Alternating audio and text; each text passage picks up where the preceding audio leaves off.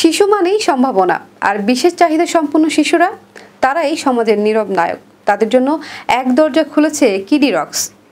এবছরের বার্ষিক আয়োজন কিডস কার্নিভাল 2025 ছিল শুধু একটি অনুষ্ঠান নয়, ছিল ভালোবাসা, গ্রহণযোগ্যতা ও শান্তির এক নীরব আন্দোলন। বিস্তারিত প্রতিবেদনে।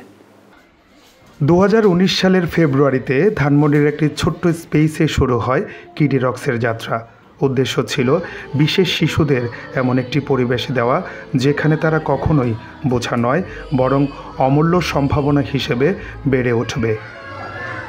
2 থেকে 12 বছরের autism, down syndrome, ADHD, learning ও ইন্টেলেকচুয়াল ডিসএবিলিটি শিশুরা এখানে পায় বিশেষ schooling, speech, occupational therapy, assessment এবং পরিবারের উষ্ণতা।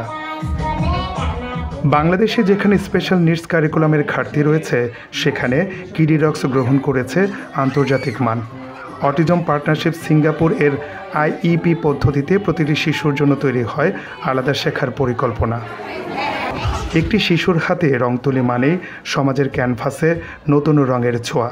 কিডি রক্স সেই পরিবর্তনের প্রতীক, যেখানে প্রতিটি বিশেষ শিশু শক্তি আর প্রতিটি ইনক্লুশন একটি শান্তির পদক্ষেপ।